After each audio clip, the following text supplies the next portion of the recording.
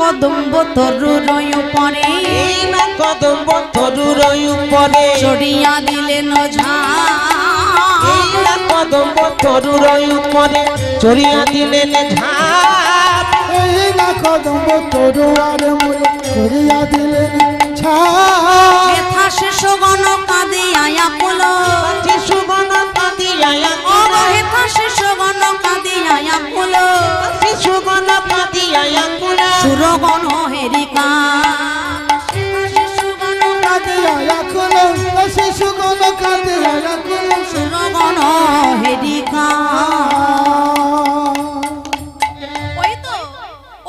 অক্ষয় কদম গাছ, ওই অক্ষয় কদম গাছের ডালে উঠে আমার শ্রী গোবিন্দ ঝাঁপ দিয়েছিল ওই কালিন্দির জলে। কালিন্দির জলে ঝাঁপ দিয়ে দুরন্ত কালীয় নাগের মাথার উপরে ফনায় ফনায় নৃত্য করে কালীয় নাগের অহংকার গর্ব দর্প চূর্ণ বিচূর্ণ করেছিল। কৃষ্ণদাস বলছে, প্রভু গো, কালিন্দির জলে যদি এত বিষ হবে, তাহলে কালিন্দির তীরে ওই অক্ষয় কদম গাছ বেঁচে আছে কেন? কৃষ্ণদাস, তুমি কি জানো না? কৃষ্ণদাস বলছে, প্রভু আমি কিন্তু তোমার বদন থেকে অমৃত কথা শুনতে বড় ভালো লাগে, বলো দয়া করে। জানো কৃষ্ণদাস, ওই অক্ষয় কদম গাছ এই কলিযুগে নয়, সত্য যুগ থেকে অমর হয়ে রয়েছে। সত্য যুগ, হ্যাঁ গো, 4 যুগ ধরে একটা গাছ বেঁচে আছে, অমর হয়ে রয়েছে।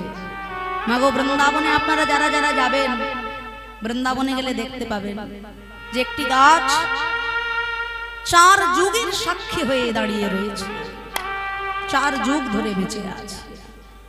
সেটি হলো বৃন্দাবনে অক্ষয় কদম বৃক্ষ। তা কি করে অক্ষয় অমর হলো সে? না, অমৃত পান করেছিল ওই বৃক্ষ। অমৃত পান করে নেওয়ার পরে যদি কাউকে বিষ ঢেলে দেওয়া হয়, তার কি বিষে মৃত্যু হবে? তাই ওই অক্ষয় কদম গাছ আগে অমৃত খেয়ে নিয়েছিল, তারপর আর কালিন্দির ওই বিষ জলে তার কোনো ক্ষতি হলো না। গরুর মহারাজ মায়ের দাসত্ব মুক্তি ঘটানোর জন্য যখন স্বর্গ থেকে অমৃত আনছিলেন, আপনারা সবই জানেন, কশ্যপ ঋষির 2 জন স্ত্রী ছিলেন, কদ্রু আর বিনতা। কদ্রুর ছিল কুটিল স্বভাব, বিনতা ছিল বড় বিনয়ী। একদিন কদ্রু কুটিলতা করে বলেছিলেন বিনতা দেবীকে যে ইন্দ্রের ঘোড়ার লেজের রং হলো কালো। বিনতা বললেন, তা তো হতেই পারে না, সে তো সাদা। না গো, সকালে উঠে পরীক্ষা হবে দিদি, যদি সত্যি সত্যি ইন্দ্রের ঘোড়ার লেজের রং কালো হয়, তুমি আমাকে কি দেবে? বলবন কি চাস দিদি? চাওয়াটা না হয় তখনই চেয়ে নেবে। তা রাতারাতি কদ্রু কুটিলতা করে তার যত সন্তান ছিল সর্প জাতি, ওই কালো কালো সাপদেরকে ডেকে আনলেন আর বললেন, ইন্দ্রের ঘোড়ার লেজটাকে তোরা এমন ভাবে জড়িয়ে পেঁচিয়ে ধরে থাক যেন দূর থেকে দেখে মনে হয় ওই ইন্দ্রের ঘোড়ার লেজের রং কালো। এই চালাকি করে, কুটিলতা করে পরের দিন সকালবেলা বিনতা যখন দূর থেকে দর্শন করলেন, অবাক হয়ে গেলেন, এ তো হবার নয়। আমি তো জানতাম ইন্দ্রের ঘোড়ার লেজের রং সাদা।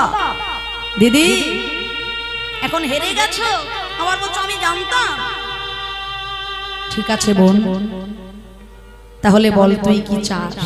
শোনো দিদি, যখন তুমি আমার কাছে হেরেই গেছো, আজকে থেকে তুমি আমার দাসী হয়ে যাও। আমি যখন স্নান করব তুমি আমার জন্য জল তুলে দেবে, আমি যখন সেবা করব তুমি আমার জন্য রন্ধন করে দেবে, আমার শোয়ার ঘরে বিছানা করে দেবে, আমার খাবার জল তুলে দেবে, স্নানের জল তুলে দেবে, রন্ধন করে দেবে। তুমি আমার দাসী হয়ে যাও। কি বললি? আমি দিদি হয়ে তোর দাসী বৃত্তি করব। তুমি হেরে গেছো দিদি, কথা তাহলে তুমি দাসীবৃত্তি করবে না? না, করব, আমি করব, কিন্তু কতদিন ধরে এই দাসীবৃত্তি আমাকে করতে হবে বোন? শোনো দিদি, তোমার তো কোনো সন্তান নাই, তোমার মুখ দেখলেও যাত্রা হয় না। এরকম এখনো নিয়ম গ্রামে গঞ্জে বেশি থাকে।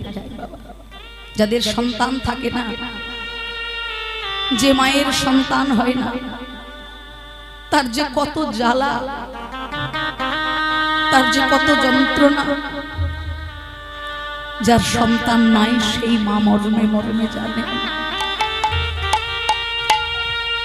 তাই কর্ত্রী এমন ভাবে ভৎসনা করে বললেন যে দিদি, তোমার তো কোনো সন্তান নাই, তোমার মুখ দেখেও যাত্রা হয় না।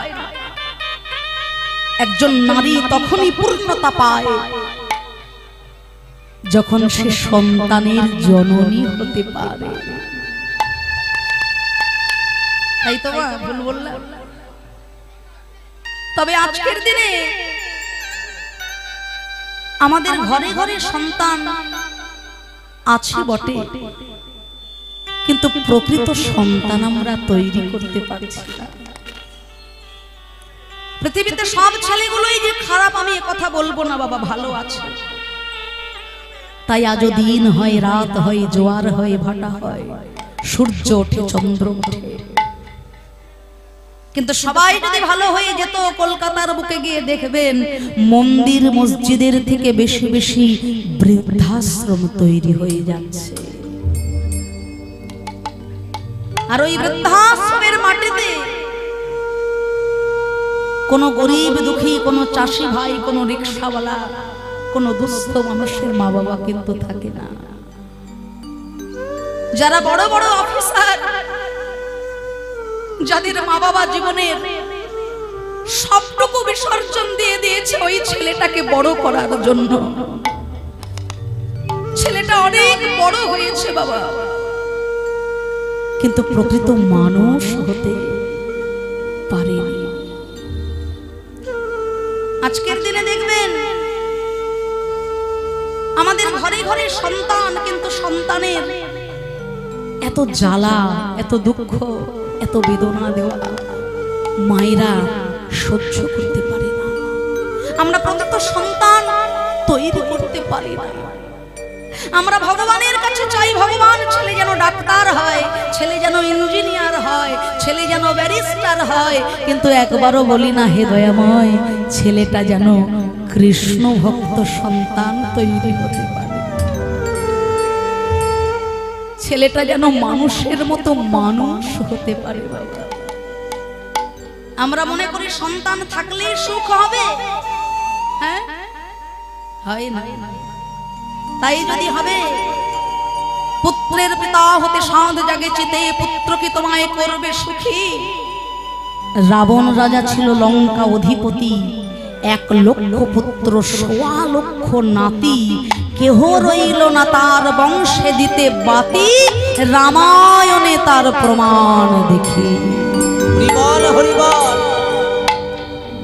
শুধু পুত্রই যদি তোমাকে সুখ দিতে পারে, শুধু পুত্রই যদি তোমাকে আনন্দ দিতে পারে, তাহলে দেখো রাবণ রাজার একটা দুটো নয়, 1 লক্ষ পুত্র সন্তান ছিল,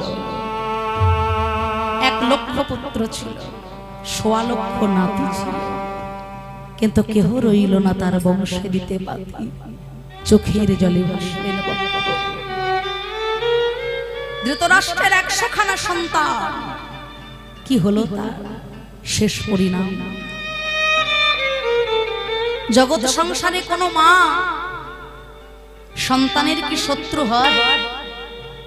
ও মায়েরা, আপনারা বলুন তো, এই জগতে কোনো মা, কোনো বাবা কি সন্তানের শত্রু হতে পারে? শাস্ত্র বলছে হয়। কখনো জানো, সন্তানের প্রকৃত শিক্ষার সময় যে মা, যে বাবা সন্তানকে প্রশ্রয় দিয়ে দেয়, আমার ছেলে ভুল করতে পারে, আমার ছেলে অন্যায়